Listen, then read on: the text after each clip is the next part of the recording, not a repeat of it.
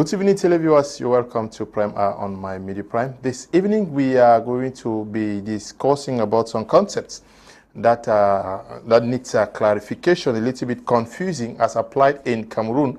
We're going to be looking at the culture that Anglophones in Cameroon are defending. What are the Anglophones actually defending as their culture in Cameroon? We also are going to be looking at the concept of assimilation as used and understood in Cameroon. Who actually is assimilating, who using which instruments? We are discussing this with our panelists who are already seated at their different levels to discuss on these key topics. Very important to us. We are in the studio with Kohtem Princewill. He is the national president of Bill and Sam. Yeah. We are glad to have you. Thank you very much, Mr. Liu. Happy New Year, I want to say. I think since this year began, this is my first time on your program, but not my first time on Prime Hour. I want to also send a warm salute out there to all the televiewers and all the young people out there in Yaoundé, and to all the young people in Africa who are watching us now. Okay, we also are going to be receiving the participation from Boya, Southwest Regional Capital, of Tiku Felix, who is a very key activist in different domains. But we are also going to be discussing with Maitre Alex Ndive, who is the president of the British Cameroon National Party. Good evening, Maitre, and welcome. Good evening, and I want to thank and say hi to the beautiful people of the Cameroons. I want to say hi to Mr. Tiku Felix, Mr. Kohtem Princewill, Mr. Paddy Asanga, and I hope we are going to have a beautiful and good debate. Okay, we also are in the company of Paddy Asanga, militant of the Social Democratic Front, who is going to be participating from Germany out there in Europe. Good evening, Paddy, and welcome. Good evening, Leo, and good evening to all panelists. And I want to say a special group by brother Alex, those people with whom we have worked tired, Cardinal to me, to make sure that nothing is done in our region. So I want to congratulate Charlie for his access.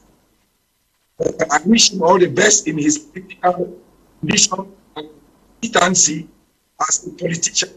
So I also want to come to all your guests, those who have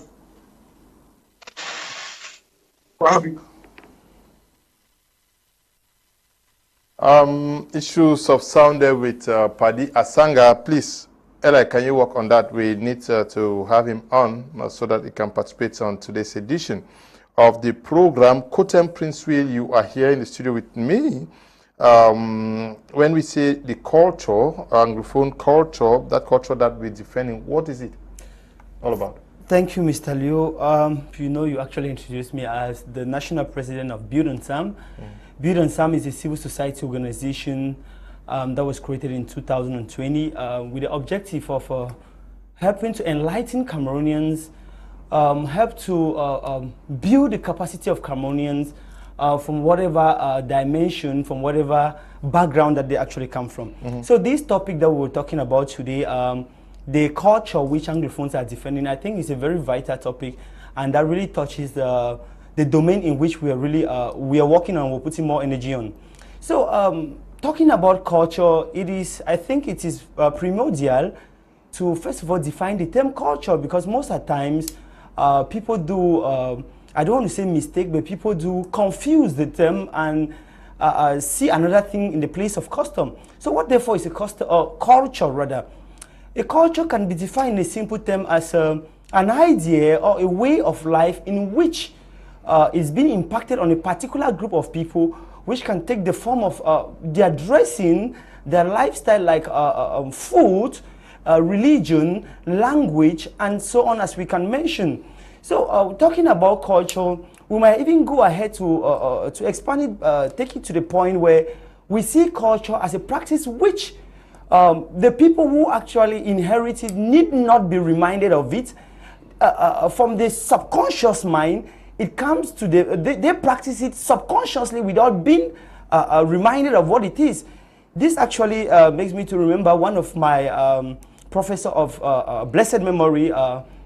We're talking about Professor, pardon me, Aletum Taboa, who actually taught me sociology, a very fine professor who took a lot of time to explain to us what culture is all about. And today we are facing some of this reality. Haven't given a brief definition of what culture is all about, and to apply it in the case of Anglophone Cameroon. And when we talk about Anglophone Cameroon, what do we actually mean? We're talking about those people who find themselves today in the northwest and southwest of Cameroon, which were formerly under the British colonial rule and inherited a British custom or ways of life. But the question at this point is the culture that they inherited from the British, the former colonial master, is it the culture which is being tied to them? Is it the culture that they actually had? Is it where they originate from? Because culture has to also do with your origin, your background, from the starting point for where you come from. Take for example, the Saw people who actually originated from the Tikari. You talk about the Chambers. You talk about the Kum population who also originated from the upper Bam, that's the Tikari too. Will they say those people from Kum or those from Saw or from those even the Bakwirians, would they say their culture is that which they inherited from the British? Of course, I would say no. It is a very rhetorical question which I'll buy with it, that no, it is not their culture.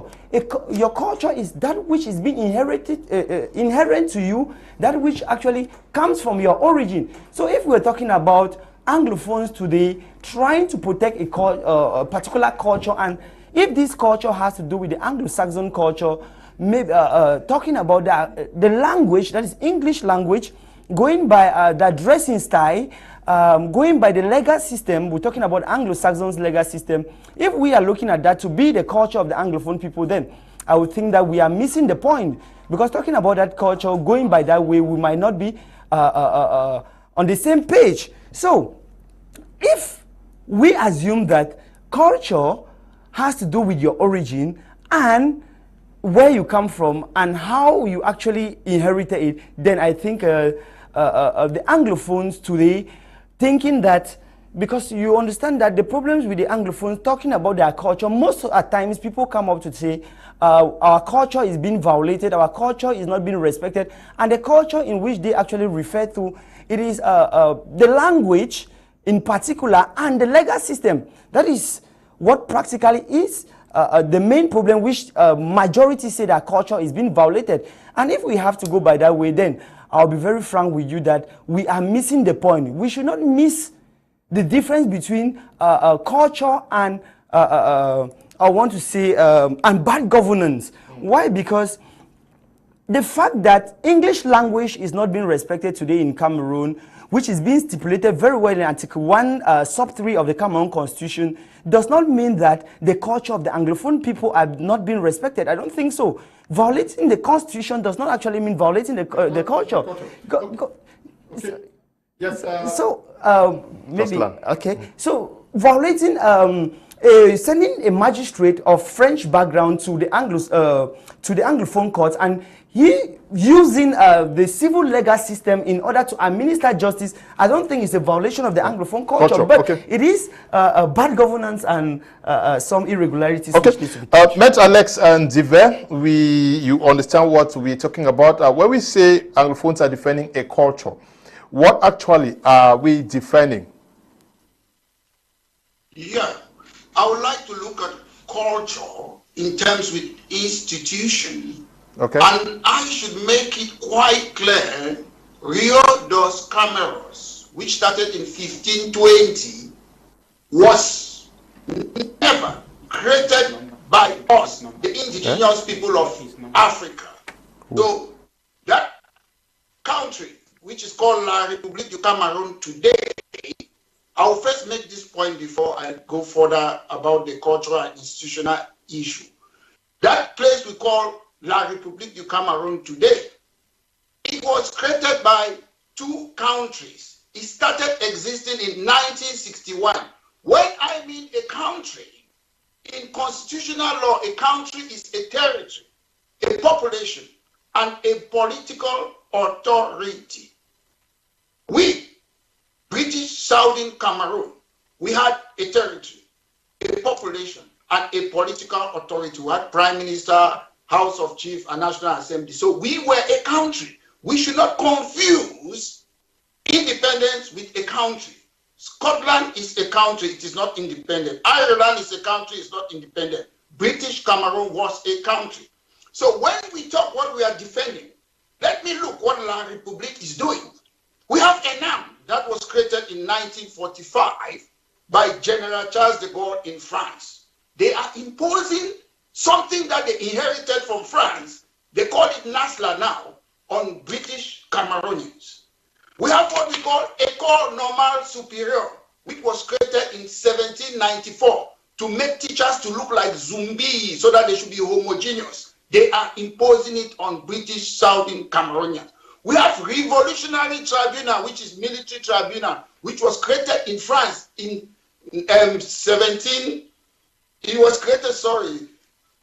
somebody let me just put my phone off, sorry about that. Revolutionary Tribunal was created in France in 1793, which was during the French Revolution to try political opponents, imposing it on our civilians in British Cameroon today. We have gendarme. The definition is armed police in France and other French-speaking countries, rather in Africa. Is British Cameroon, is it French-speaking? No, it's not a language problem. We have, again, Institut Pasteur, which again came from France in 1887. We have, I've talked about gendarme. We have unelected DO, what they call prefect. Those things are all from France. So when we Anglophone, we want to talk today, they say, oh, we are defending a colonial structure. Where all the things that we inherited from Britain is not existing. We don't have elected governors. We don't have those things. So people don't understand. My point is they are imposing institutions that they inherited from France to Southern Cameroonians. Why is it that Southern Cameroonians are not imposing their own institution on them? That is the problem. It is not a language problem. The Constitution of Cameroon was breached. The federal constitution. Article 47 said that they should not change the form of the state. They changed it. The current Cameroon constitution have it here. Article 64, no procedure for the amendment of the constitution can affect the form of the state. So the current government of Cameroon is illegal, illegitimate, and unconstitutional because they changed the form of the state. It doesn't mean they are existing as a government means they are legal. They are not. Because they breach an article, Article 47 of the Federal Constitution. So like one of the panelists was talking, oh, it's a culture. I recognize the fact that we have different ethnicity in Cameroon. However, that's why our party will call for ethno-cultural democracy after respecting the fact that two countries came together that was created by Britain and France under the auspices of the United Nations. Yes, we have our culture, customary law. We should deal with it. But these two institutions have to be existing in the Cameroons. That is what we are doing. People should not try and make that mistake and think we are defending a language. We are not defending a language. We have been annexed by La République du Cameroon. And annexation means one person using his superiority over another person. That is what is happening. And we will defend this culture until our last breath. But I am against war. I do it. I believe politics is alternative to war. So I will use politics the same way the Ndeli, the Munas, the Foncha, they use politics to bring us in this new union. I will use politics to reverse it. Thank you very much. And to achieve that, you've created a political party. Is that party existing in Cameroon? Yeah. Just like Bello Buba, who created a party in France, our party have started in England. Just like SDF was launched in Cameroon before it was legalized. They started as SDF. Our party is already here in the UK. And what we intend, we have a roadmap. We will be calling to the restoration of the parliament that can discuss the issue. Northwest and Southwest, as they call it today, we know it's British Cameroon. We want a parliament because you understand today, the members of parliament have not been able to debate about issues that affect the people of Northwest and Southwest. We should be the one to be discussing our own. I was invited to attend the national dialogue. On the invitation, President Paul Biya said, we have been invited to discuss the situation in Northwest and Southwest region.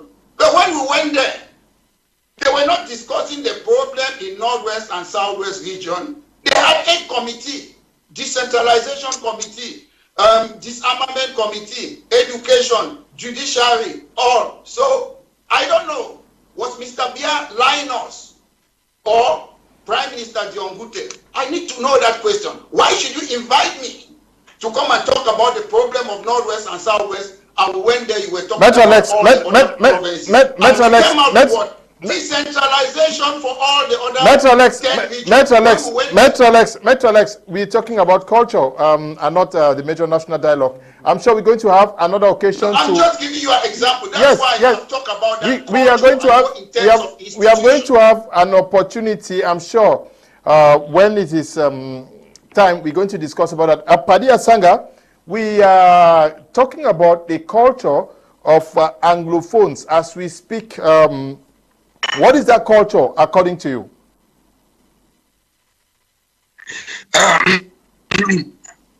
Leo, I'm sorry, voice is not going to be very clear, but I'll try to be as audible as possible. I don't know what called the Anglophone culture, because I've heard people talking about the Anglo-Saxon. I am not an Anglo-Saxon. Restore their culture or restore heritage from Britain, trustee of the Northwest region. But my culture is spiritual. My culture is Kumba. My is Toto. My culture is very we eat lanta. That's my culture. My culture is not you. My culture is all about your brother, my panelists who you see articulated very well. Our culture is not about and what we have been very that takes origin, that takes our originality, that it reflects our identity. They have a culture which is similar to mine. Those people from Bunda, they have a culture that's similar to mine, but I don't have the same culture with somebody like who comes from Manfe. I don't have the same culture like Alex, who comes from the Southwest, where they tie their sanja. So that is our culture. When people come and tell me about the Anglo-Saxon culture, we know that the Anglo-Saxon culture is barbarism, what they are to preserve. We know what the colonial masters are doing to us. Anglo-Saxon culture has to do with insect, telling people that if we don't obey our rule, we are ambassadors, we cut their heads, to catch, kill them, sell their body part, Nigeria, so on and so forth. Maybe that's the Anglophone they are talking about. But we talk about my culture, me, Abakwa boy. My culture is to sit down the fig tree. We never had prisons. These notions of prisons to us by the colonial, we had the culture where the whole village come and see when there is an issue, people come and see money and found guilty, you are disbanded. That's my culture, not this those colonial administrative institutions that have been imposed, those are not culture. Paddy Asanga, Paddy, your sound system has a problem. I don't know how we're going to fix that. Can you restart your appliance, please? You've said lots of things that have not been gotten by our televiewers. Eli, can you work on that? Just restart. Can you restart? Paddy, yes, I'll do that. Okay. Can you just learn, Paddy? Let me see. It seems as if it's better now. Can you just learn? Paddy? Yes. So I was trying to emphasize on the fact that my culture is not what the British left behind. The British came, the French came, they had their own culture, and they want to let us. They wanted to start thinking, like, teach me how to make cheese and make hamburgers. I was used to eating achu and manka. These people who Amazonia, they want to restore Anglo-Saxon culture. I have come to that the Anglo-Saxon culture that they are restoring is cheap. Kill them, catch our elders, rape them, rape women, bury people alive. That has never my culture. In my culture, when the problem, we back around the big tree. There were all big trees in the top. We went and sat there. If Paddy Asanga, his grandmother or his grandfather was found guilty of any crime that were not supportable by that community, that person was evicted from that community, and that was it. We were used to killing people. We did not have prisons. People were made to make communal works and to go. If you had offended somebody, you have to go and work in his farm for 7 days, for 3 days, 4 days as penalty. That's my concern. That we see young boys on the streets with guns and saying, I will cut their head and I will put on the street and so on and so on. Thank you.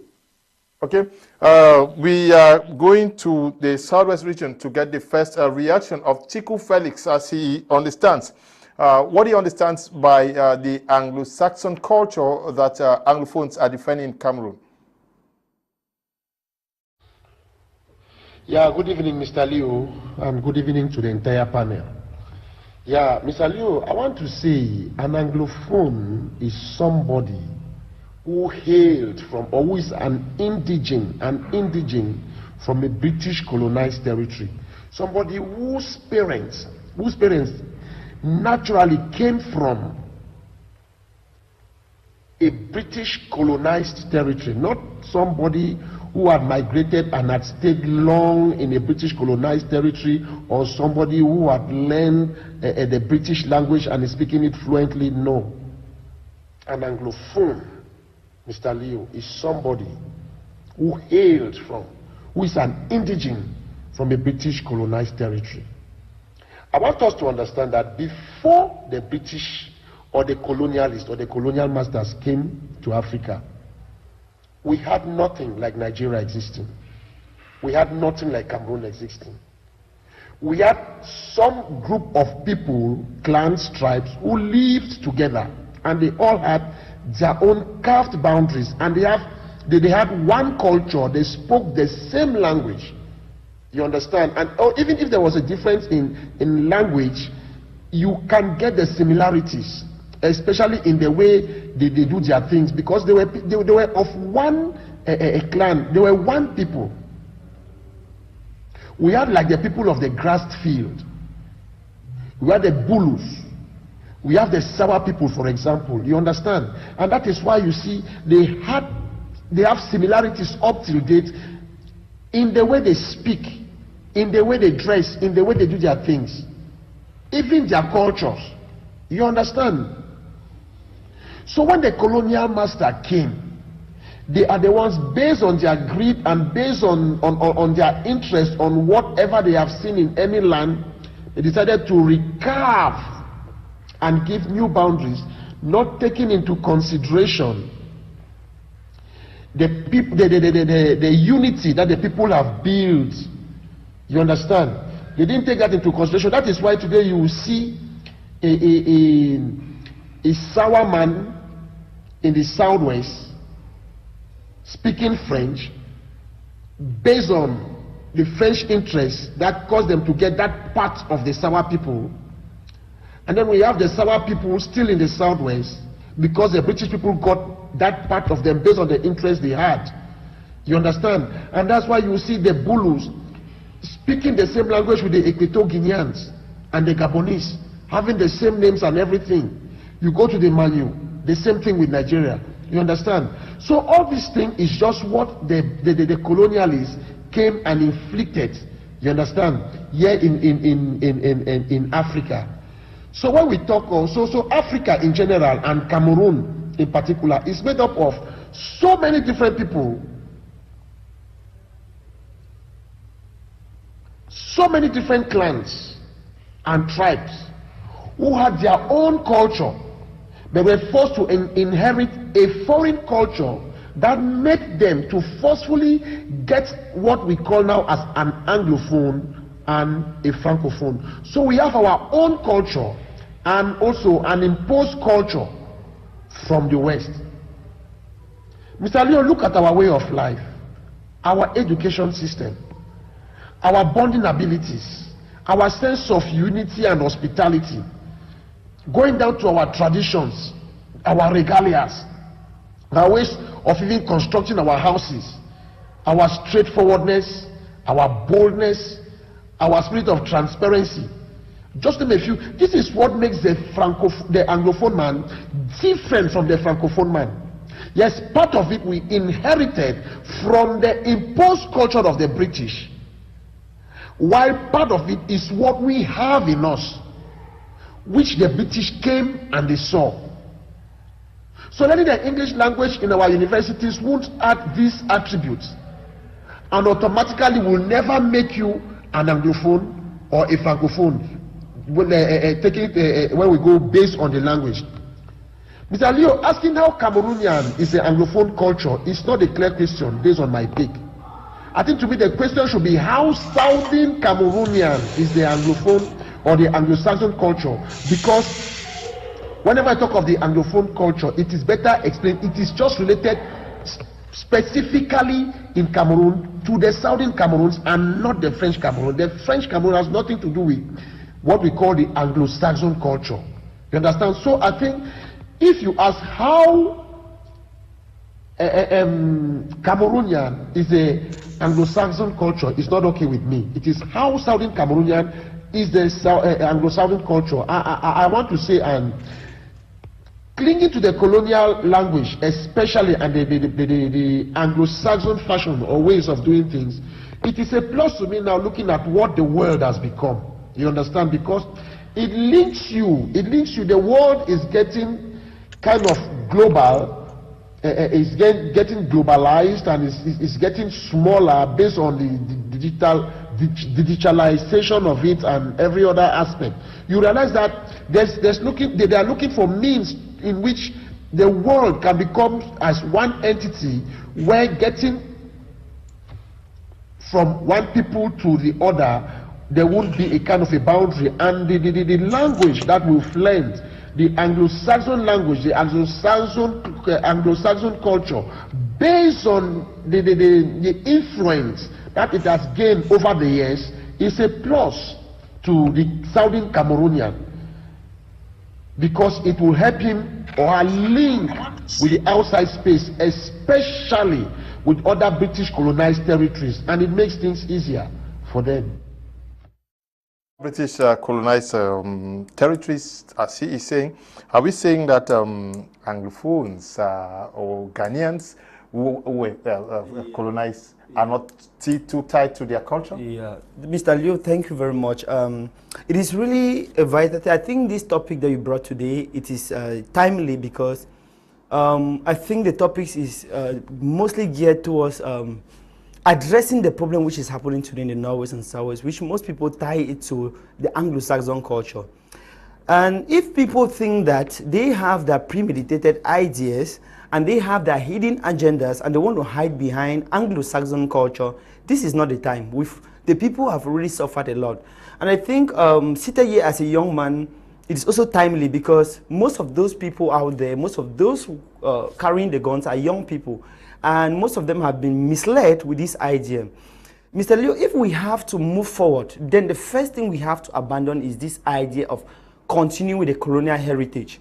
You go to Africa, most countries, you hear today you're using Bambara, you hear today you're using Swahili, countries are moving out of it. It's not because those cultures or the language or the legal system is not conducive for them anymore because it's because it was just a procedure or a process to help them get to a particular stage where they will be emancipated to go to their own culture back, because their culture was being distorted by the colonial masters.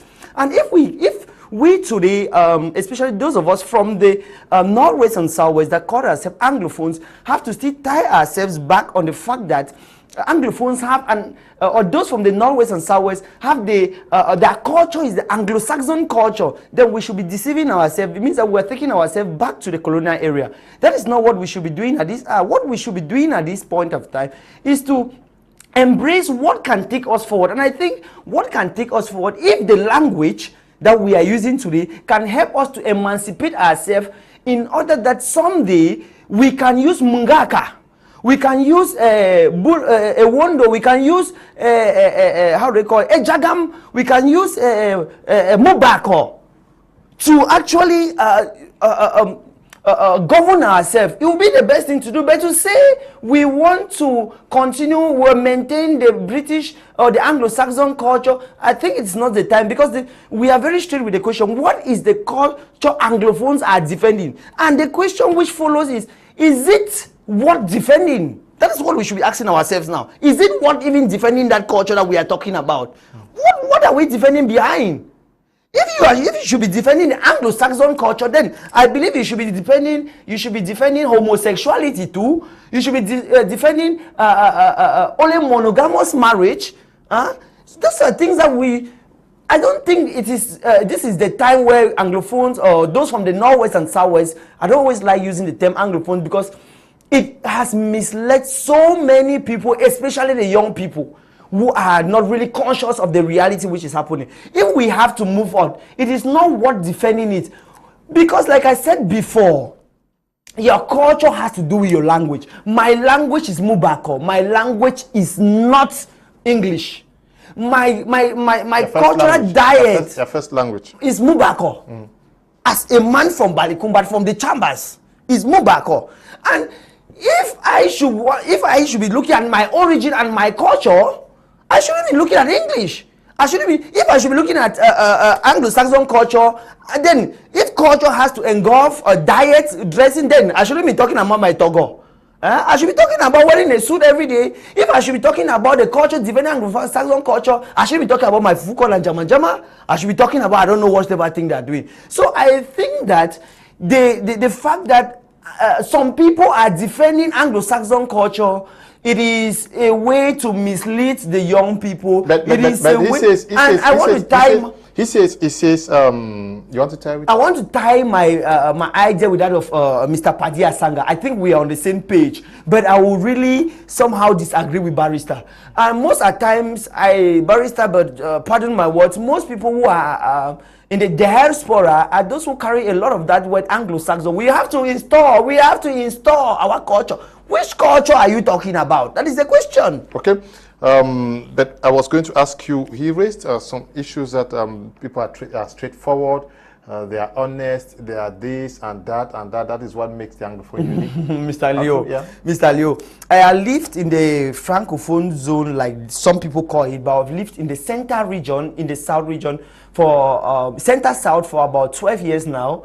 I will tell you, the righteous people I've seen there, the word righteous may be exaggerated, but I've seen good people. I've seen people who, not to exaggerate, will be so honest with you. I'll bet you one of my best friends is from the West region. Will you want to tell me we've been that close and we've been doing business and other things together, and we rarely have these problems because he's an Anglophone? No.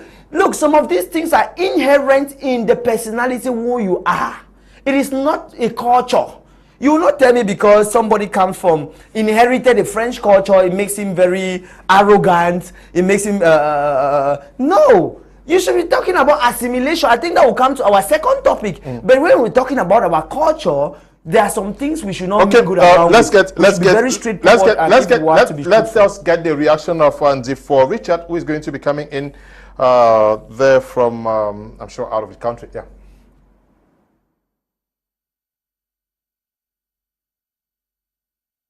Hello, Ndive Richard. Yeah. So what indeed we call Anglo-Saxon education is in fact British colonial education. The educational system that was instituted by the British in most of our colonies, especially in Africa. And this educational system was one not built with the objective, with the goal of ensuring the development of Africa. It was one that was built with the objective of training people who were to work with the colonizers. What do I mean by this? The focus on this kind of education was on things like mathematics, things like English language, and the whole idea was to train clerks, train catechists, train domestic servants for the British. It was never built, developed as an educational system that will help Africa to grow economically. With the end of the British rule in Africa, most of these colonies, the independent states that came out of it, what they did was that they tried to reform the educational system and come up with a new educational system that will try to reflect an African system. But what came out of it is actually still the colonial system. It has an overbearing influence of British colonial heritage in it. And in fact, in the case of Cameroon, when many people talk about our cherished Anglo-Saxon system of education, in most cases they are referring to mission schools, those prominent mission schools that we know about.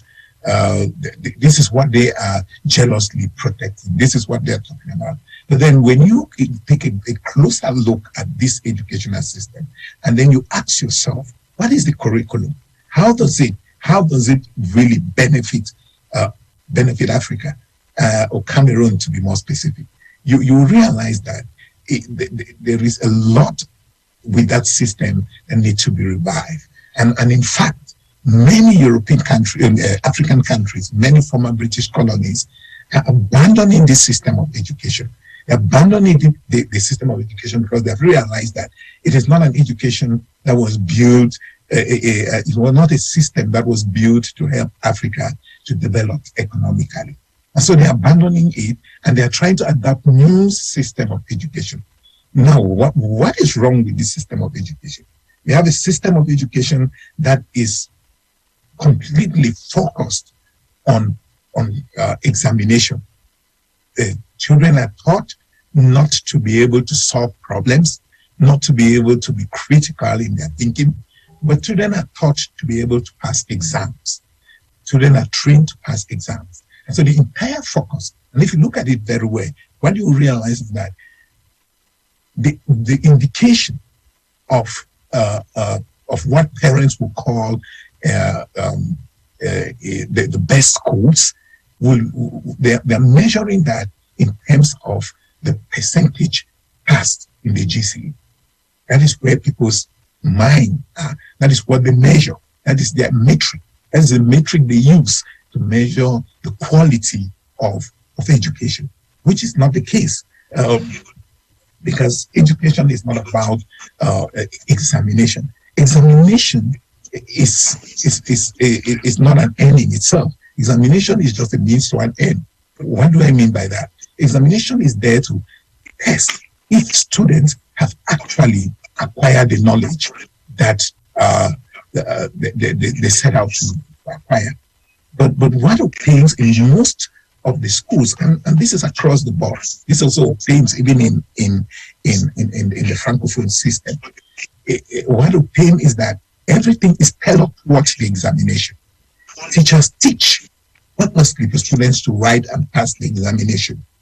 The inspectors, they go to schools, they inspect. What they're inspecting is to see how far teachers have covered up the syllabus for students to be able to sit and write, to be able to sit for the examination and be able to succeed in the examination. So you will see that there is something fundamentally wrong with our educational system. And if I take you a few years backward before the arrival of colonial masters, before they came, those colonial masters came up and introduced this kind of education, what obtained was a traditional system of education, one in which children were taught particular skills. Girls were taught by their mothers how to cook. Boys were taught how to hunt. Boys were taught how to build huts. Girls were taught how to take care of children.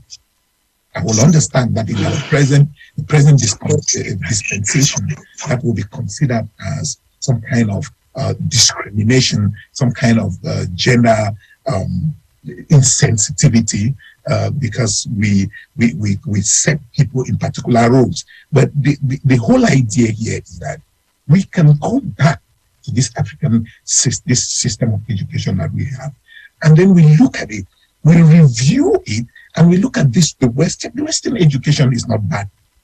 It's not totally bad, so to speak. That's not what I'm saying.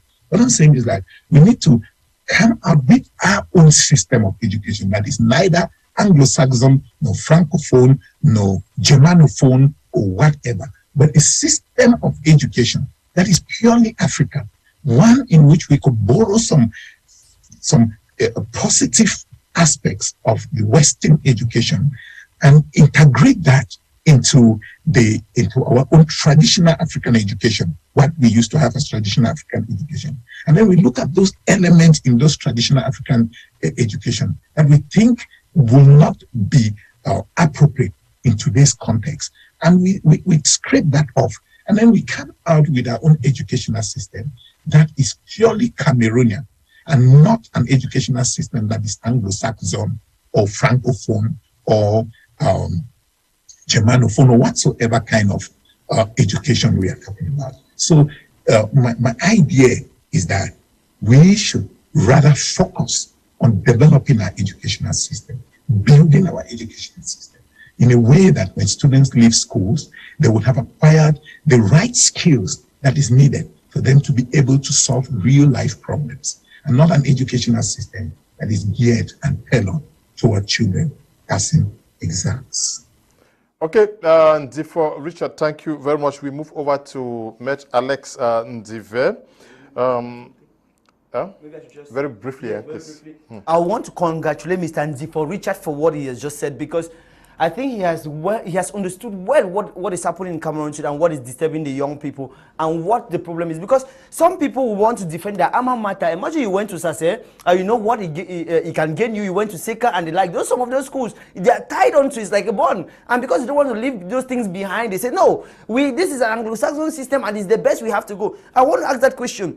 What happens with somebody who lives in the north, who is of a French background? And remember, we have that Anglo-Saxon system, which is known as the habeas corpus in the legal system. You have the presumption of innocence. Is it not only how can I put it? Is it only violated? Is it only violated for the Anglophones or for the Cameroonians as a whole? So I think it's not a problem of Anglophones defending a particular culture, but we have a problem of bad governance, which must be addressed to move Cameroon forward, rather than standing on defending a particular culture. Maitre Alex Ndive, you said earlier on that it is not an issue of defending the cultures of the tribes. Are you not by this saying that our individual cultures have been suppressed by what we all are clamoring for? Some persons are saying Anglo-Saxon culture.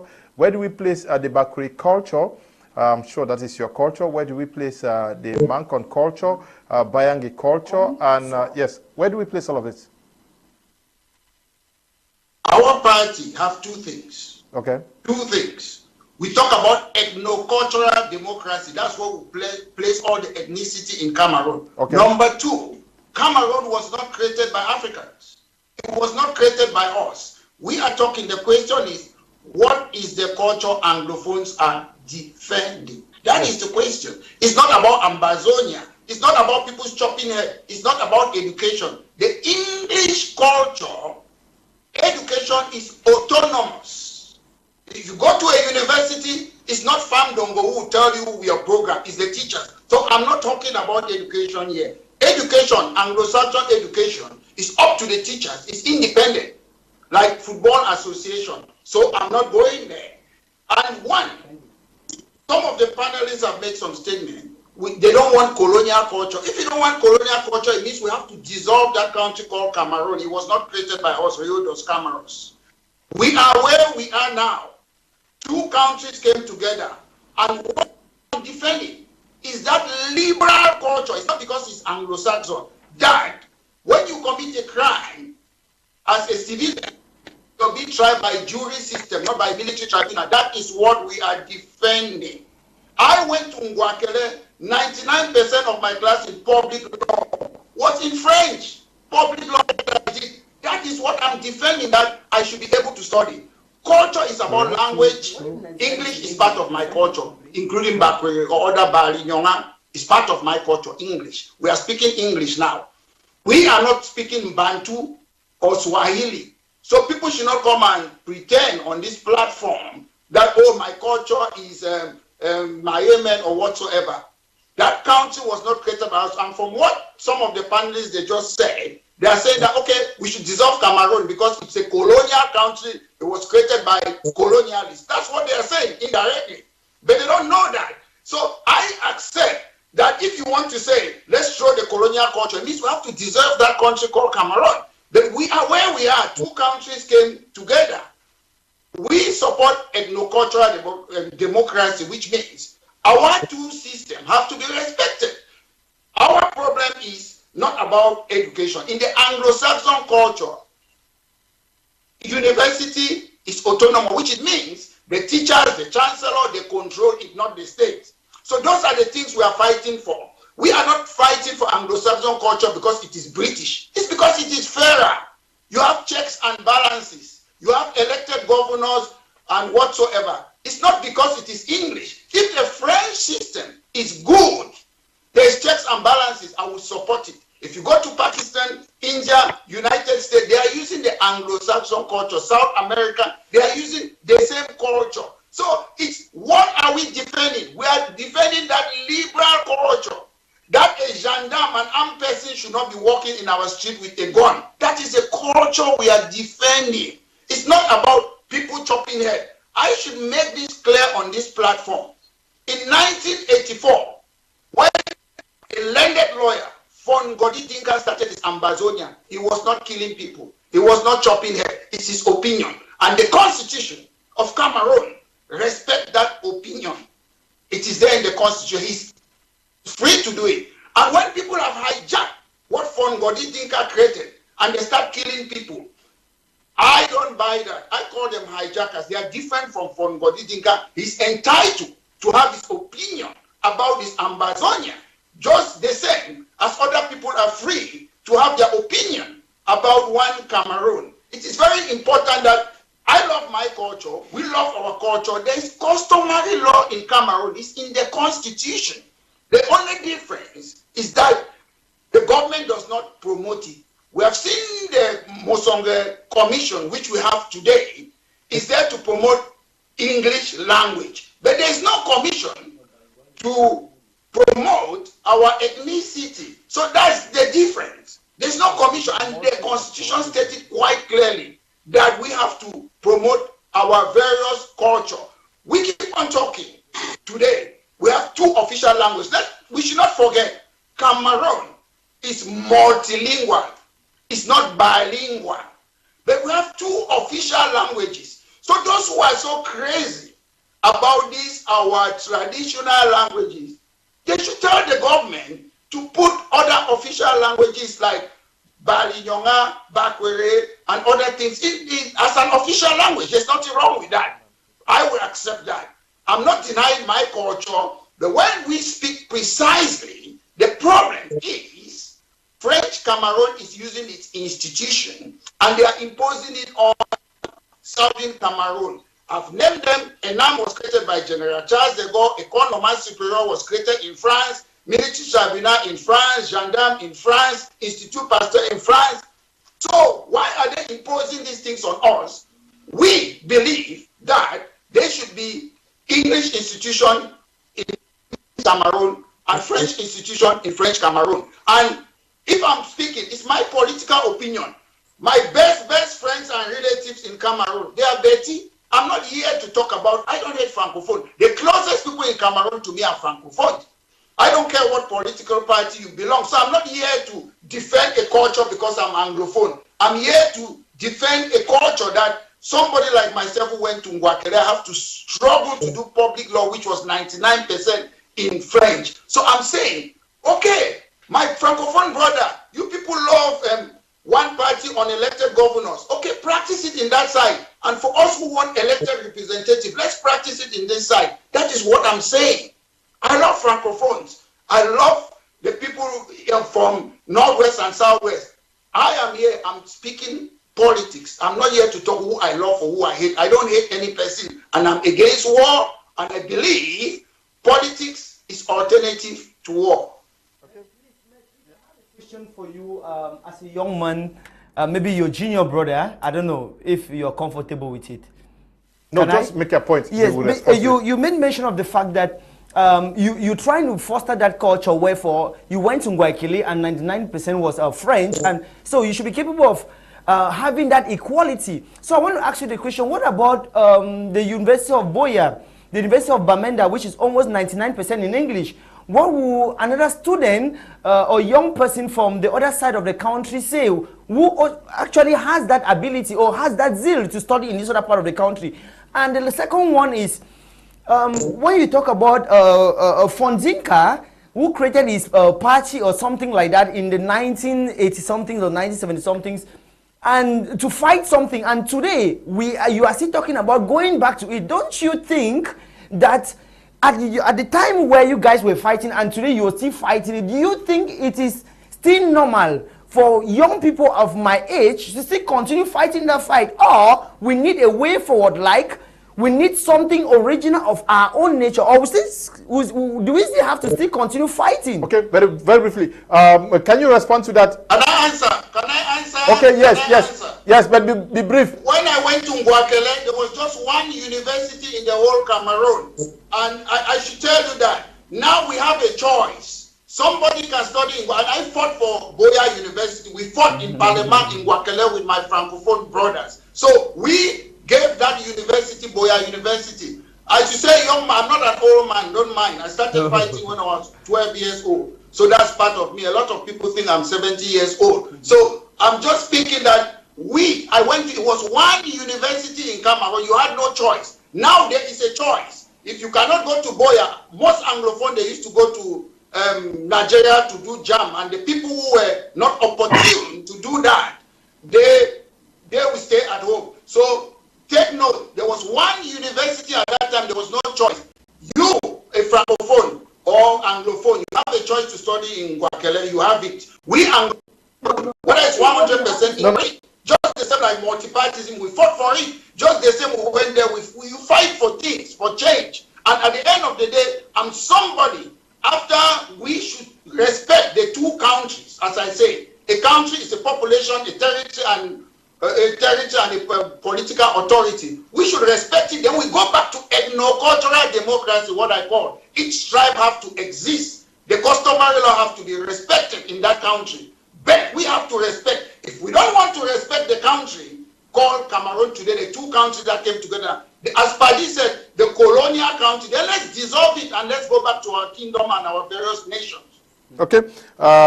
Take care writing from Yaoundé says, good evening, dear panelists. The Anglophones in Cameroon is strictly a geographical region, a people with an identity and a culture. Trying to water it down to traditional ethnic groupings is quite a lie and a more greater call to divide the nation into tribal and ethnic lines. If you recognize a nation which is a colonial creation, Why why shy from the systems created by colonialism? The Anglophone issue in Cameroon is an identity issue. Defending it means clamoring for recognition of that identity. Paddy Asanga, writing from Yaoundé, says it is an identity. What, according to you, is that identity? What is it that identifies an Anglophone? Is it the fact that he speaks English, or what he wears, or what he eats?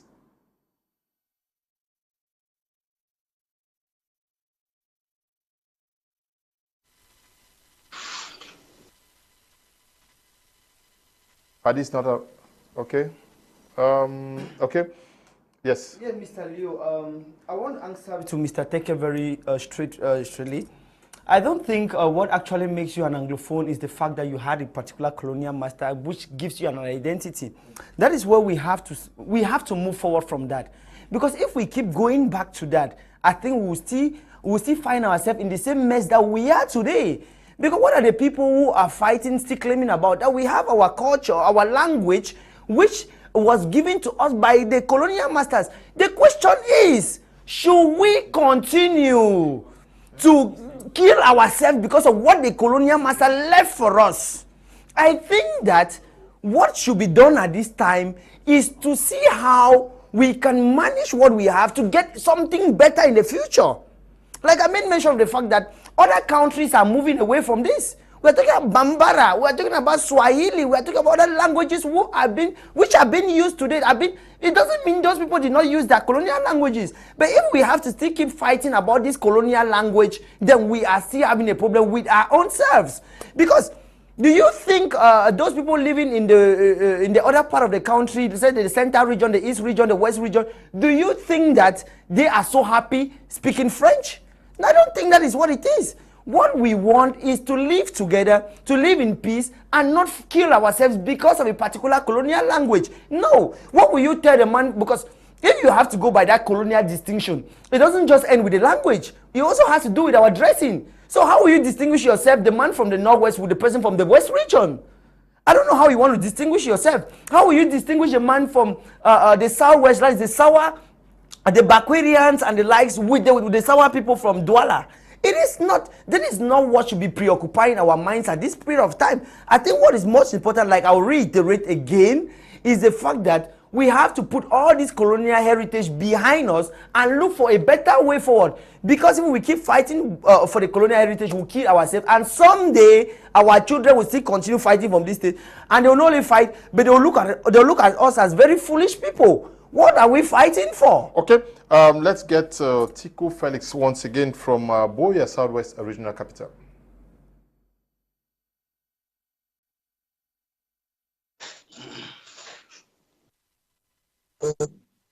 Of our culture can be looked at two different faces. The way I see it, we can look at it in the general African context and also the national context.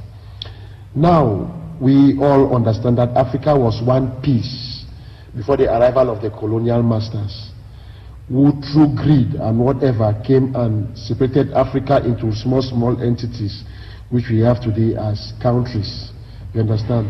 So the British, for example, would do everything to be able to maintain and to expound their culture, the Anglo-Saxon culture that they brought. You see, so they will come with schemes like the Commonwealth, whatever. You understand? And this actually has its place. It has its place because it brings together all the colonized or the English-speaking nations, which mostly were colonized by the British. You understand? They bring them together, and constantly, as they rub shoulders, they keep implementing and keep putting in place the strategies that will keep their culture and give it a boost. You understand? But so, in a way, the Anglophone or the Anglo-Saxon or the British countries have certain cultural inherited similarities. Countries like Ghana, Nigeria, Southern Cameroon, for example. and it has its place in this context, you understand? But specifically speaking too, you understand, when we come to a closer Cameroon context, we realize that we all, when we look at the national level, these cultures have their place as well. Today, when we talk of the Bayangi people, the Mankon people, the Bakweri people, you understand, and the likes, there are those attributes which, when you see, you just know who is who and who is from where. You understand? Just that politics too is coming into place and is trying to cause a separation, though it has been done in time past. You understand? So it is true we speak the colonial language, but normally we have different cultural backgrounds. You can still trace those similarities when you see them. Just that the wicked hands, like I said, of politics is actually dealing with them. It's really dealing a lot with trying to put these cultures apart. From the onset, when Africa was one piece, Mr. Leo, I want to assure you that the people of the sour zones were one. But politics have come and has put it in a way that you see there's a separation. You have the sour people in the French zone, you have the sour people in the Anglophone zone, and like the Douala people, they try to claim a supremacy over the Bakweri people or the Southwest people. You understand? But all of them are sours alike. You see, the people of the Grassfield, we have those from the Western region who have the similar culture with those of the Northwest region. But because of politics, you see them trying to claim a superiority over the people of the Northwest region. So that is what it is. But I want to believe that our culture still have its place. Just that we need to let go the boundaries and try to reason that Africa is Africa and we are one, and we try to do whatever we can to boost these cultures. You understand? I think that is my take. Because I understand people are, they keep hailing the fact that no, the British culture is the best, the British culture is the best. And I hear somebody citing Ghana, citing other countries. Please, if you don't have an information, if you don't understand what you're talking about, then you should find out. Because those countries you're citing now are those countries who regret British rule. Let's talk about Zimbabwe. Let's talk about Uganda. Let's talk about, go to South Africa. Who are those people who enslaved those same people? Are they cherishing the culture like you are cherishing, or was the British culture that the administer in Cameroon different from those ones that the administer in those other territories? I think that, and I sincerely think that the problem we have is a problem of bad governance, and it's not a problem of defending a particular culture. If we can address bad governance, then we can live in harmony. But to say that we should defend a particular system of culture, like Barrister was making mention of the fact that we have institutional culture and we have ethnic and so on. Barrister, if we are going by the institutional culture and the like, we are still dividing our own selves, and we are still defending the colonial masters. That is not what I think majority of the young people and people out of Cameroonians think. I think that what they want is a way to move forward from all these colonial masters and not defending whether British did what. Go and find out what is happening in Ghana today, what happened in Zimbabwe, what happened in South Africa. If not these same people and the British you are defending who were there, what did the British left behind in Nigeria? When did the British leave Nigeria? Under what circumstances? So we should be very cautious when we are making some of these statements. Barrister Maitre Ndive, we want us to look at an aspect which is not so clear to many persons also. I'm talking about the fact that the peoples were divided administratively, as you illustrated earlier on, by the colonialists. But I would like to ask you sincerely, Maitre Ndive, as a Cameroonian, an Anglophone from Manso, I'm talking about Banso, and a Francophone from Fumban in the West region, do you sincerely think that this person from Kumbu is culturally or feels more attached to the Bakweri person just because they speak English language? Listen, I have a philosophy which I call, it's my postulation that I created. Okay. The lion, the fish, and the bird. A bird flies in the air, lives on top of a nest in a tree. The lion is in the jungle, and you have the fishes in water. That's how a country is. It doesn't matter what we think, whether this is similar with this. We are in a country. We are the lion, we are the bird, we are the fish. So we should not be thinking that all of us, we have that. We are not homogeneous. In constitutional law, when you deal with a country, you look, is it heterogeneous or is it homogeneous? Cameroon is not a homogeneous country.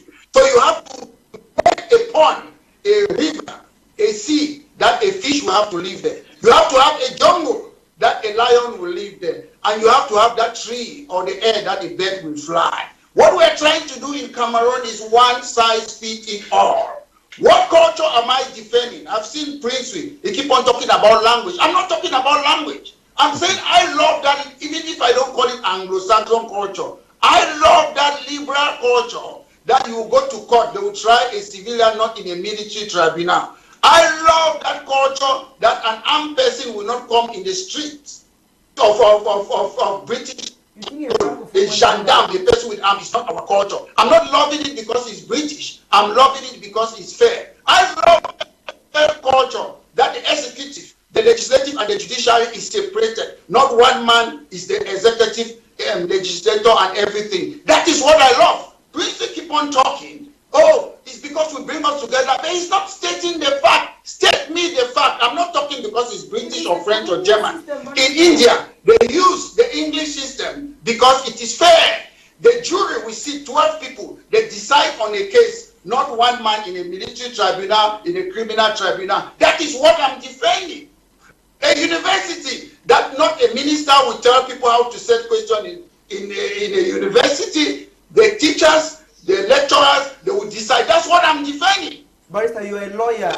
Please, something that is liberal and fair. At the end of the day, we are together inside that geographical space called Cameroon. That is where we are. That country was created by foreigners. And the point I'm making, which is very important, which I want Princewill to know, La République du Cameroon have not given up what they inherited in France. They are forcing us with a NAM that was created in France under General Charles de Gaulle. École normale supérieure, military tribunal. That's what I'm against. And I'm defending that liberal culture. I don't need no. I want to be free. Alex, you are against the fact that Enam and a host of others were imported from France. You think that it is not good. But you are also upholding another aspect from a different colonial master, which is the British. Don't you think? Yes, I will tell you. Yes. And maybe I will agree with you. I'll give you the reason why I'm upholding that colonial culture. Because the entire universe, South America, America, Asia, they are using that British jury system. I'm supporting it not because it's British, but because it is fair. They don't try civilians in a military tribunal. I'm supporting that English system not because it's English, but because universities are autonomous. Government don't intervene in English universities. I'm supporting, that's what I'm supporting. I don't want to see a gendarme or École normale supérieure where it was created in France in 1794, where all teachers, they have to think in a homogeneous way.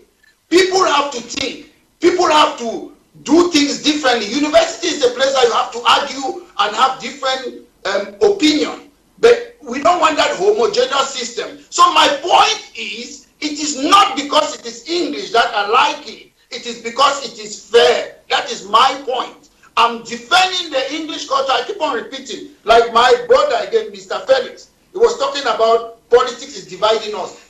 Mr. Felix, politics is about what? Unity in diversity. You have to accept different opinions. You don't, the essence we have democracy is for people to express these different views. You have to allow people to be different. If we want to say we come together or we have a culture in Nigeria that is the same, Nigeria is a different country. We happen to find ourselves in this colonial country, Rio dos Cameros, that was created by foreigners. And it was created by two countries. And one country is not existing. And I don't see how that country, which is La République du Cameroon in 1960, is using the same name today. Either we do away with all the colonial structures, then we allow now, okay, people from Banso, Bakwere, Manfe, Manu people, and other people, let's come together and sign treaties like what happened in the United Kingdom. There are 4 tribes: Scottish people, Irish people, English people, and Wales people. They came together. Scottish people and English people, they have had the Act of Union now for 300 years. They are not trying to mix Scottish and English. The Scottish people are still their tribe. They are who they are. English people are English people. You create a country based on the culture. Unfortunately, we did not create our country, and we are where we are. There are 2 things. Either we accept those 2 countries that came together, or we dissolve the colonial things, as Paddy said, because it's a colonial country, it was created by colonialists. It's either we do away with the colonial country, or we accept. Instead of dissolving the country, don't you think that we are co-creators with God, and we were sent to this nation, to this land for a specific mission to fix those things that are not working? Rather than dissolving, why not fix? I'm not saying that we should dissolve it. I'm just saying when people say it's a colonial structure, whatever, okay, the country is a colonial country. Those Cameroons. That's what I'm saying. Please let him. Okay, come in. Yes. Mr. Maitre, you're so concerned about the Anglo-Saxon system and everything. I want to ask you, what will you make about the Cameroon Criminal Procedure Code? That's law number 2005 that's entered into place in 2007. How will you, because 80% of that code is the Anglo-Saxon, from the Anglo-Saxon law or legal system. But today, the habeas corpus, which is being incorporated in it, the presumption of innocence, which is purely Anglo-Saxon, is not being respected. So what will you make about it? No, just make your point. You're not asking the question. No, I ask the question. Make your point from the point you make. I'm trying to make him understand that, Met. It's not just about maintaining. No. He's not asking any question to you. He makes his point. My point was that, Maitre, it's not just about maintaining Anglo-Saxon system. For me, I think that it's a problem of bad governance, because if we want to take the example of the Cameroon Criminal Procedure Code, which is 80% of Anglo-Saxon legal system which you're defining, but till date is not being respected. We have that of the principle of the habeas corpus. You have the presumption of innocence. How many people have been arrested? Is it those people have been arrested without the presumption of innocence? Are those people only from the northwest region or from the southwest region? Or what are you making about that? So I think that, and I'll still reiterate that, it is a problem of bad governance and not a problem of maintaining a particular system. Because even the Anglo-Saxon system, which is still in place, is not still being respected, nor those from the civil legal system. Or if you don't want to talk about legal system, want to talk about education, want to talk about whatever thing, it is not being respected, neither from the both sides. So it is not something about maintaining the system, but it's a matter of fixing what is happening and bringing something new that will help us, and rather than going back to it. Thank you. Yes, but the question I asked Maitre Ndive, he did not actually dwell on it. When you see, it's true that administratively we find ourselves where we are, where we were born. But the question I ask him is, take somebody from Boya, culturally, traditionally speaking, does he really feel more related and closer to somebody from Douala, a Douala man? Take the case for a Bamun person. And, yes. Yeah, Mr. Leo, that is a very fine question, and I wish he would have answered that. But the reality is very open. It is not just about colonialism. It's about our origin. It's about where we come from. Because if you have to go by colonialism, like you said, somebody, a Bakwerian, I grew up in Southwest region in Tiku, a Bakwerian will never feel comfortable with somebody who is coming from Kum, somebody who is coming from Kikayaki, somebody who is coming from even Barikumbat. But you feel more comfortable with somebody from Sawa because they have the same cultural background and the same cultural origin. So too, another person from Kum or Bamun will feel comfortable with them as it is. So I think that I will still come back to the fact that this issue of maintaining colonial ties and saying Anglophone, Francophone, it is not the right thing to do, and it's not the right time. We have already passed that stage. We shouldn't be going back to that stage. We should be looking forward for a better, how we can ameliorate and fix things forward for ourselves, not going back by the old way. So I think that I'm very, very clear with that. Let us get to Paddy Asanga. I hear he's back. Paddy, we were talking about identity, and someone actually indexed you, telling you that an Anglophone has an identity that is peculiar to them. Do you agree with that? Leo, I think we have shifted debate from the question, and we are now talking about in the post-colonial political system and confronting them with culture, because the English, they have their culture, and they have a system that is a concoct from different traditions, from different stages, from different societies and groups. And when you listen to Maitre speak, he will tell you about the stuff that they are still under the British. He will tell you about that. And then when you come to our own configuration, we want to preserve a political system that has nothing to do with our culture. That's what we say. So, two different things about it here. So we should recognize and talk about culture and our history. We should factor in the fact that before these people colonized, we had certain things, we had a system that we used to govern ourselves. That system is that, and we can take many people to stop be telling us that they have to customary laws have been appropriate.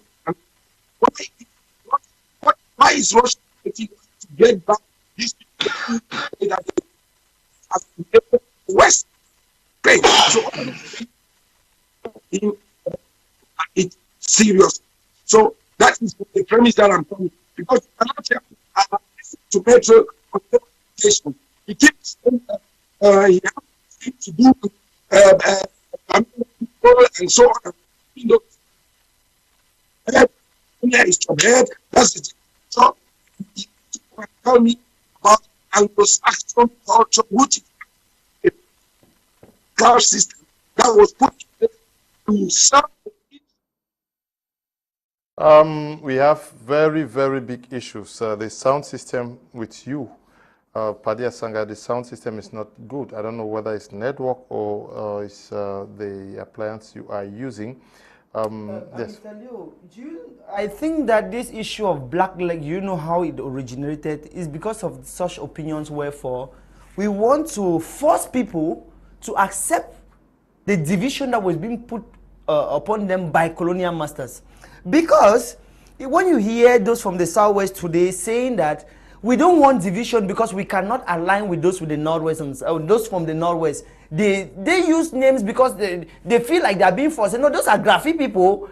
We are not with them.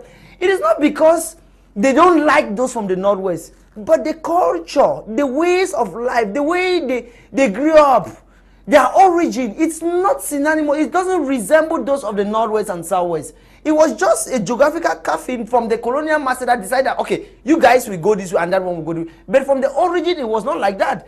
So why should someone, a Bakuri, a Bakwerian, a Bafor, and so on as you can name it, will tell you that, no, I feel so comfortable as a Sawa man, and I am from the Southwest. I don't want to join those of the Northwest to bring any separation. I feel comfortable, and I feel like we should remain with our other brothers from this side. That is who we are. These are the people we are. And that is where, because people want to insist on things that they don't tie. Now these ideas of black leg, no, the Southwest people are black legs. Some people say no, the Northwest people are black legs and the likes. No, you can't force them on things that doesn't tie with them. It is their origin. Now, if we don't solve some of these problems from their roots, we will still keep turning on the same place, on the same spot, and I believe it is not the best idea. It's not the best thing to do. So, Barrister, sorry, but I don't buy your idea. I think that is what has been keeping us in the same spot, and that is what has been maintaining us since 2016 to the same time, where people feel that, no, we have a distinct identity from others.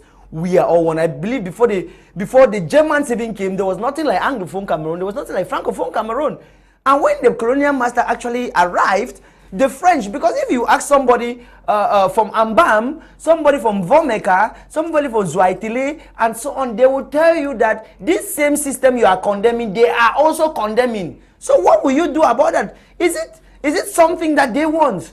No, we want a better Cameroon for all Cameroonians, rather than a Cameroon where we divide, no, Anglophones, we have this culture we want to use.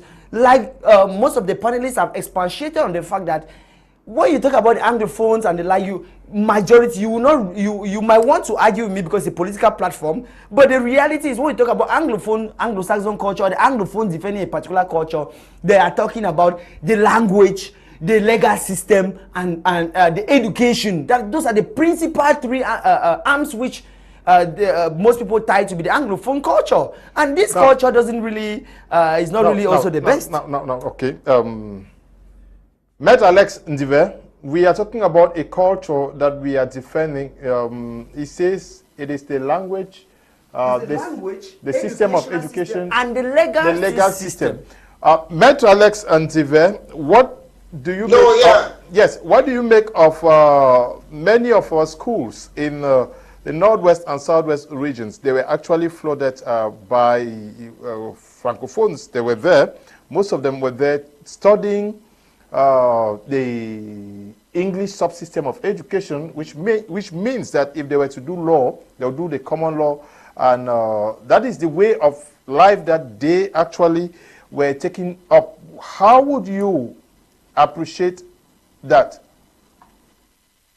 Before I answer your question, I would like to say what Mr. Prince said. Back where people will feel comfortable with someone from Sawad and so, I disagree with you. I was born and bred in Boya. We feel free with people who have Meta Kwata, Nyangi Kwata. We feel free with every Cameroonian. We are happy with them. So don't make mistake. I don't feel comfortable with particular tribe. I'm telling you, I feel free with Betty people, everybody. So please, don't make that type of statement. Man, we feel free with everybody. Yeah, I'm not talking, there's nothing like culture. You people are mistaken. The question is clear. And I want to answer Mr. Leo's question. And you don't agree with me. Let me tell you something. You don't need to agree with me. When I'll be standing as a parliamentarian, the voters will agree with me. That's where I'm more concerned, not you as an individual. So to answer Mr. Leo's question, that what about Francophones who go to other places? Mr. Leo, they are Cameroonians in Ukraine, in every place. When we talk about this issue, it's not about individual. Francophone is free to go and study in Northwest region, in Southwest region, and vice versa. Anglophones are free to go and study in Marawa, Garawa. That's not what we are talking about.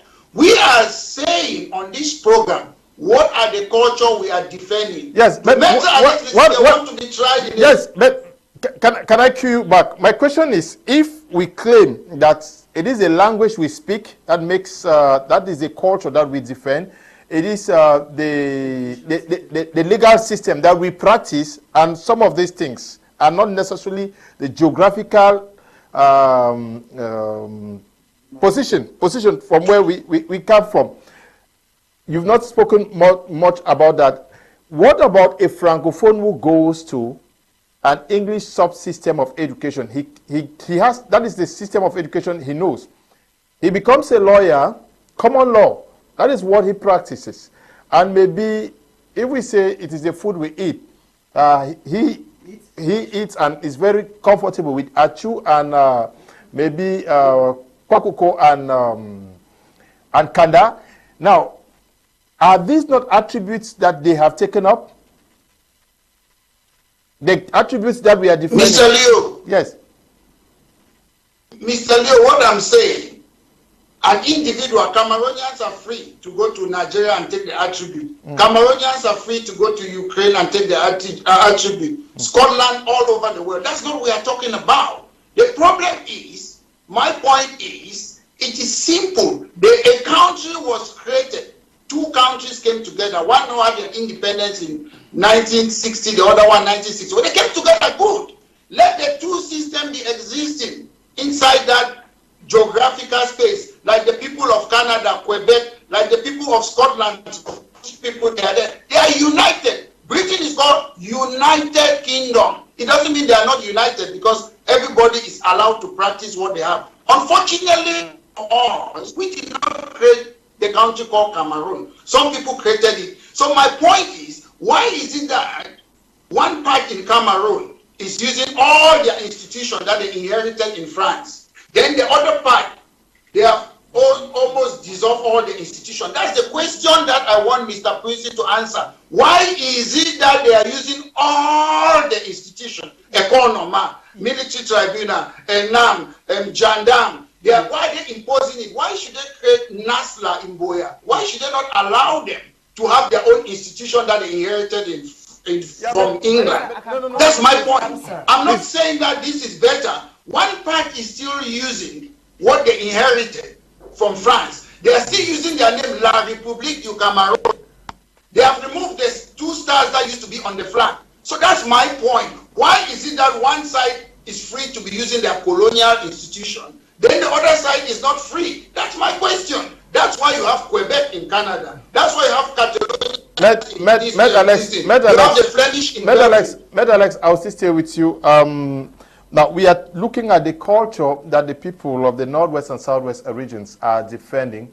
Isn't it about the Njangis, the communal life?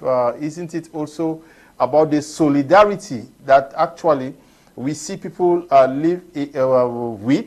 Isn't it some of these things that actually, what is it that makes an Anglophone unique? Like Teke Mba actually wrote earlier on.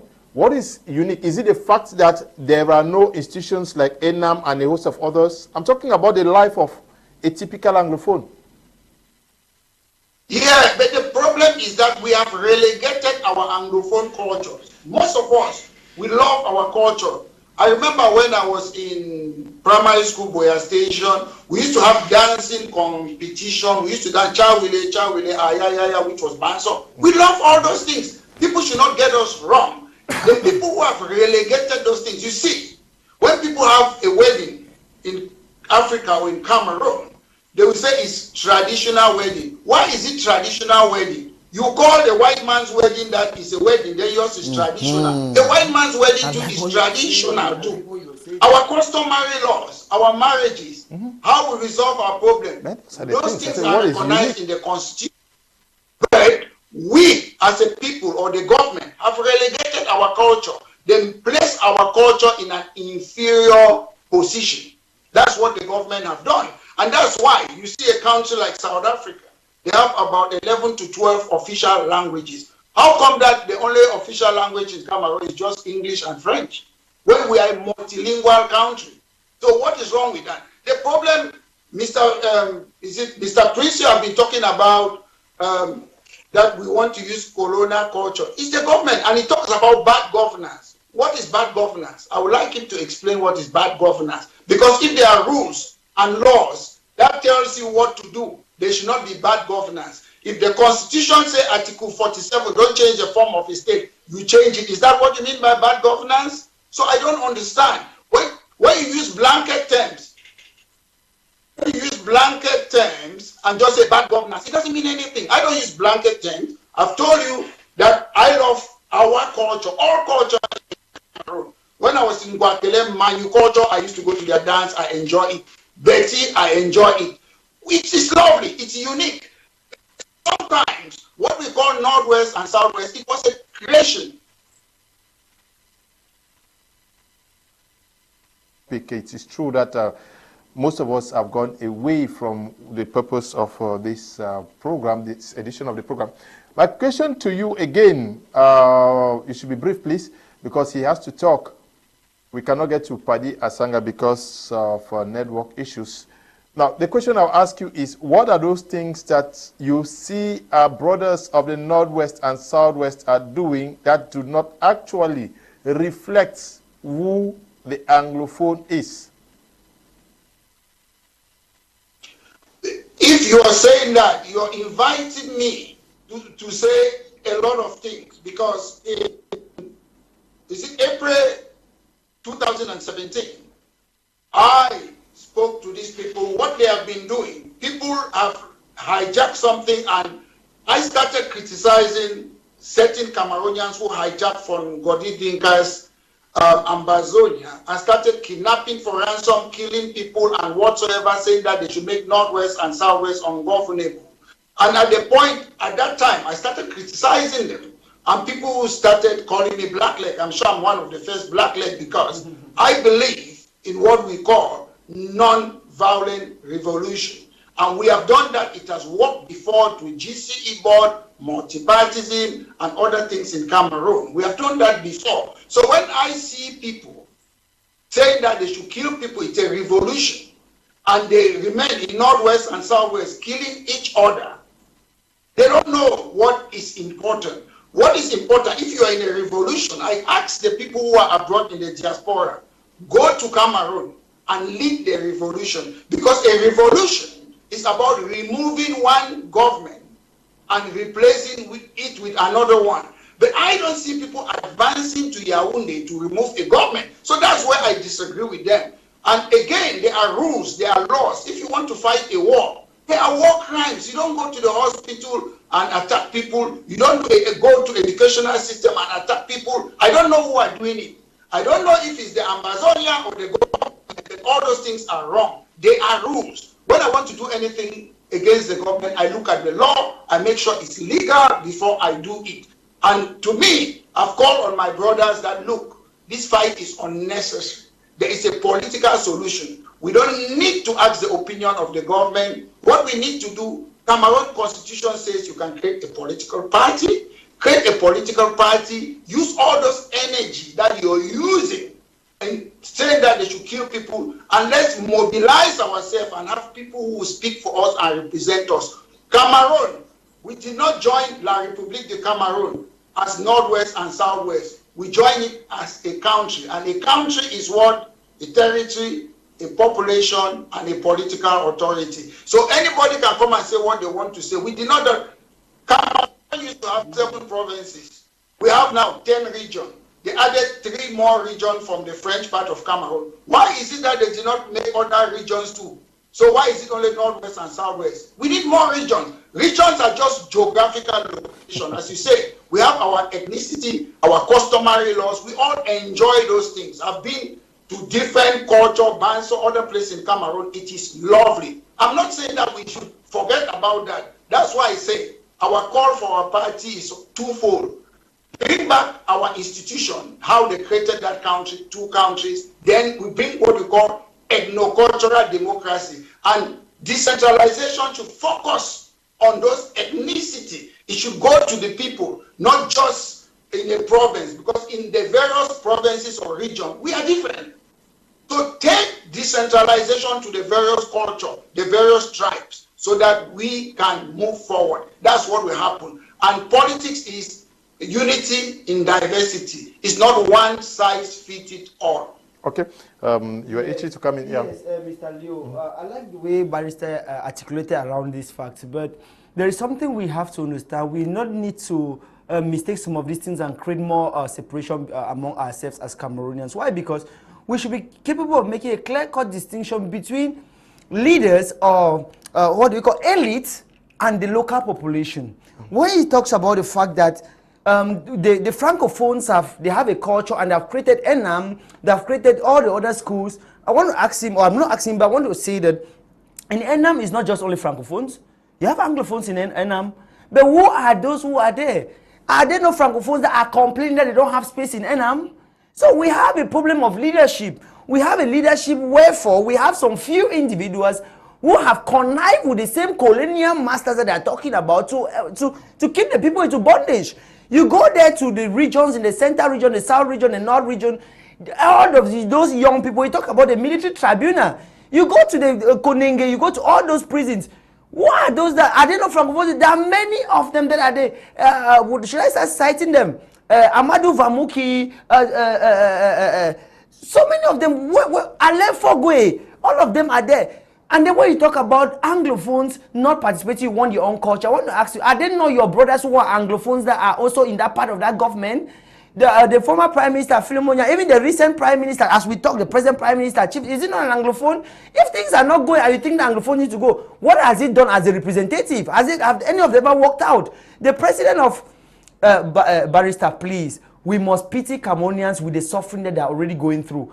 We don't need separating Cameroonians. If you have to tackle people, tackle those elite class that are conniving with the Western power in order to enslave and keep the people into bondage. Because even as you and I, as we are on this platform, one of the first group of people who have launched a political campaign to say that the present president should remain in power are from the Northwest region. Are they not Anglophones? Is it that the Francophones that started it? So we should be very careful the way we say some of these things to divide. Cameroonians are peace-loving people, they live together. You will not tell me that Anglophone Saxon, the Anglophones believe in living together. I have lived in the Francophone area. I grew up in the, well, pardon me to use the word as we have been using it.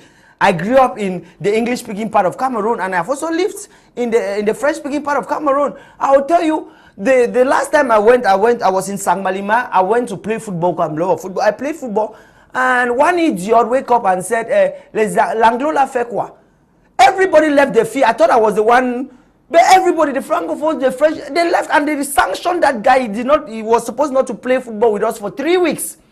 Do you mean that these other people who have this idea don't also exist? They exist. What we have is bad governance. Yeah, but we have some group of people. Maitre asks you to define what you mean by bad governance. Bad governance is the fact that, is that point wherefore, if the Constitution says that English and French is the official language of Cameroon, and a governor goes to an office and sends out an official communique and only in French, and nobody sanctions him, that is bad governance.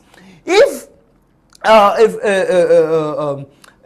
can I put it, a magistrate from a French background goes to a court in the Anglophone zone or in the English-speaking zone and delivers his judgment only in French, and nobody sanctions him upon complaint, it is bad governance. It's not like somebody, because it is not just about him. He needs to give accountability to somebody whom we all voted for that person. And if that person cannot take or cannot find out accountability, it doesn't mean that is how the country is. It doesn't mean that is we have to mix it with every other person coming from that area where the person who is leading is coming from. No, it is an individual something. And so if it is so bad that you think that it's so bad, champion your campaign, champion it right up to the other side of the country, right, and separating, say no, we have to maintain. We are not maintaining. It's not our own.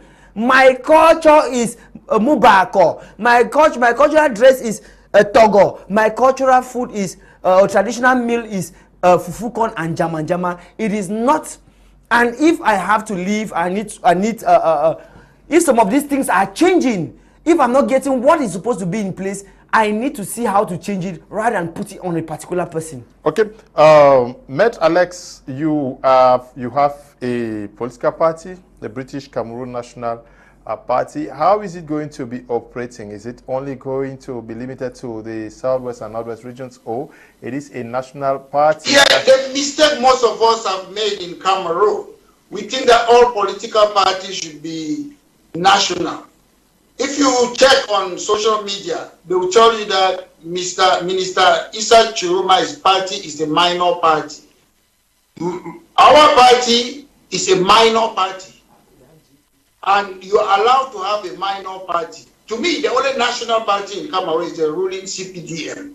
Minor parties are there to look for a particular cause. So I'm focusing on Northwest and Southwest, end of story. And it is allowed. When you have Scottish National Party, it's only about Scotland.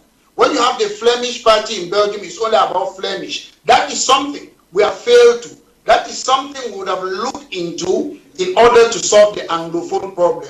And I've looked into Scotland, Catalans, everything. They started by calling for, we want a local parliament.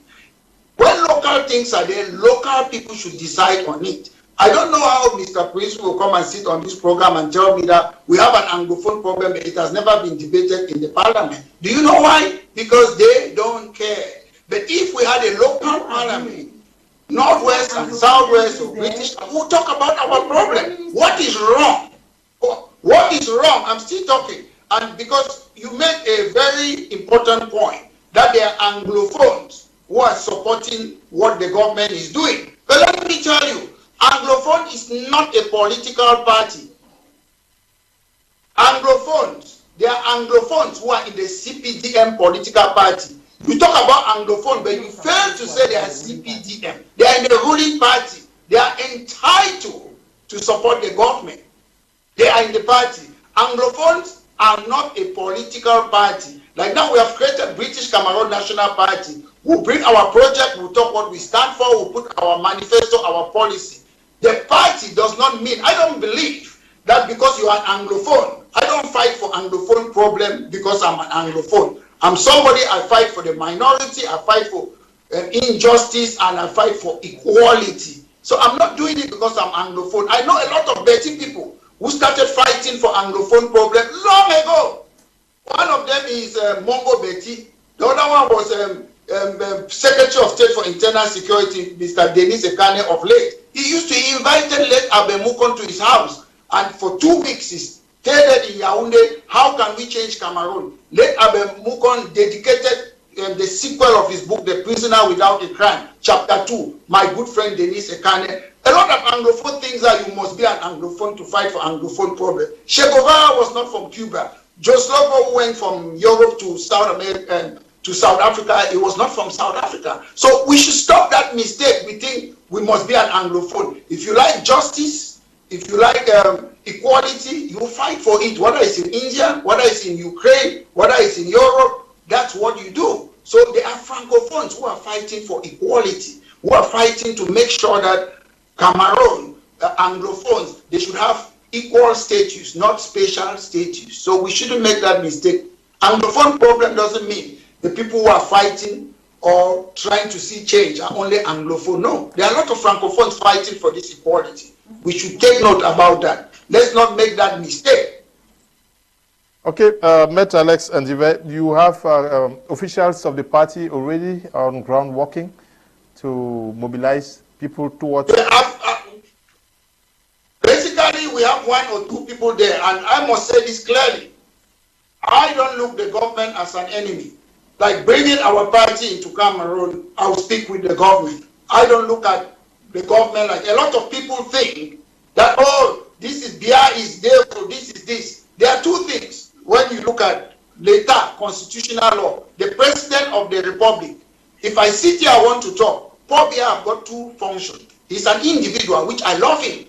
A father, a grandfather, I love him. There's Paul Bia, the president of Cameroon. When I come here, I sit, I talk politics. I'm talking about Paul Bia, the president of Cameroon, somebody who have got a duty to perform. I'm not talking about Paul Bia as a private citizen, as an individual. So to me, I don't need to wait. I've had my proposition. I don't need permission to tell the government of Cameroon that this is what I want to do. And this will bring peace. And we have to allow people with different opinion, because if the same people, everybody is one party. Like, in example, I'll tell you this. A lot of people don't know this. In Cameroon, we have one-party system. We have multi-partyism in theory. Insofar as the ruling party have got absolute majority, it's a one-party system. Multi-partyism only come in when a lot of other parties who are opposition, they start winning seats to a level that they can challenge the government. That's multi-partyism. So at the moment, we have multi-partyism in theory.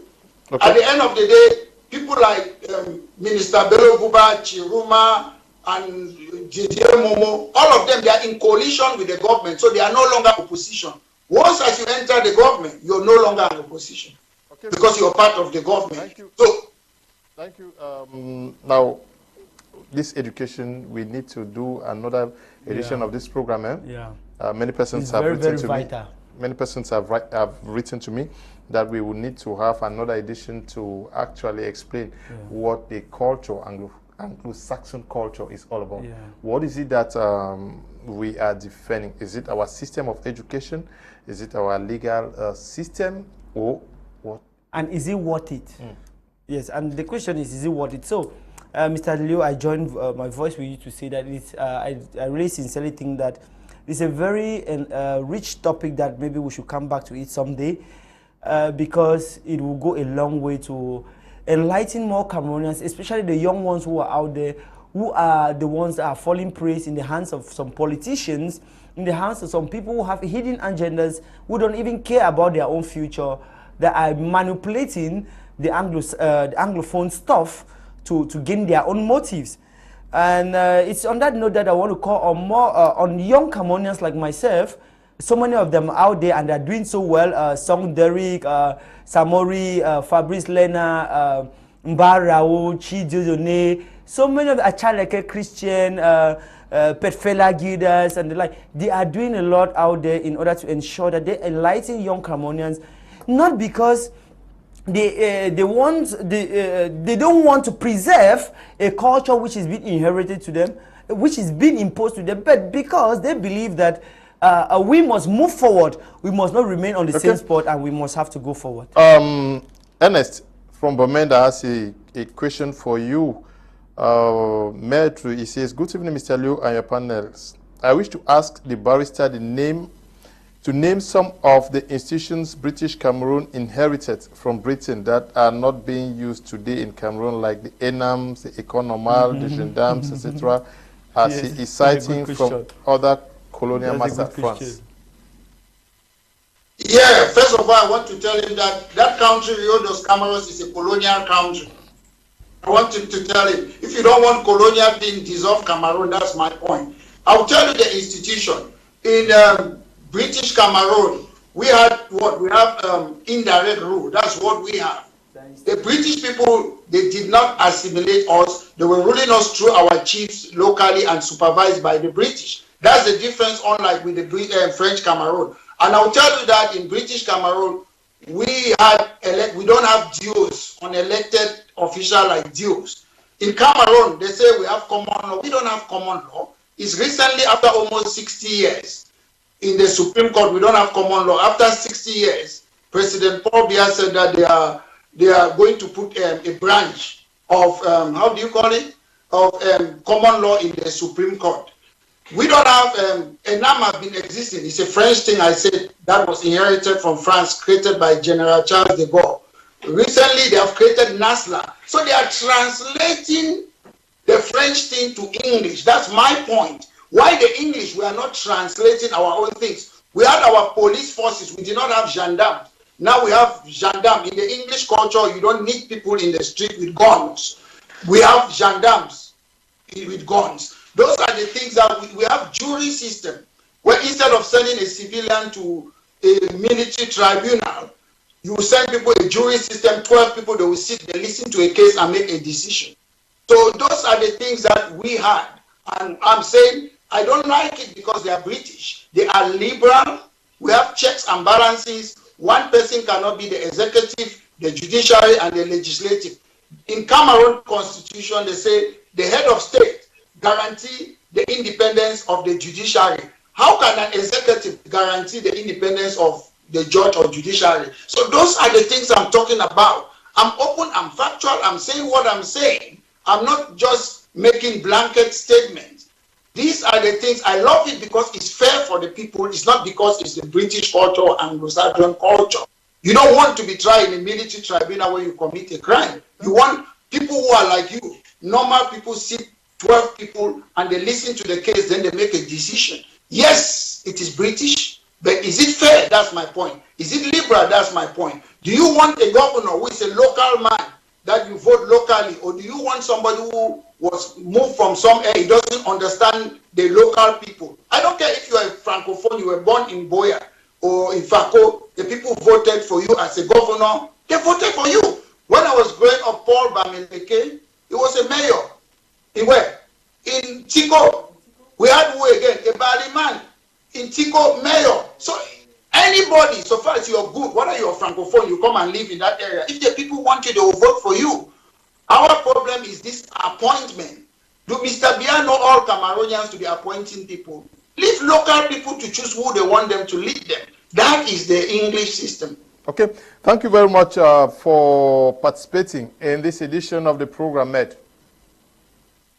Thank you very much, and I hope my televiewer, I'm sure you enjoy the debate.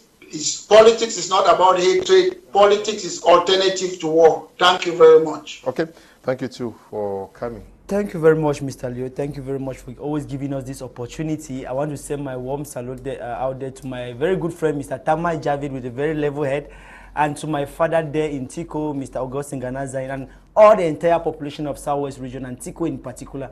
Thank you very much for having me here again. Okay, we also want to say thank you to you, Paddy Asanga, who took part in this edition of the program, as well as to you, Ndive Richard, and Tiku Felix. Thank you, Desmond and Eli, for producing the program, and all of you guys at the broadcasting. We are immensely grateful. Not forgetting you, Tambe Bryant, who is supervising the work we do out here. Stay blessed. Bye-bye.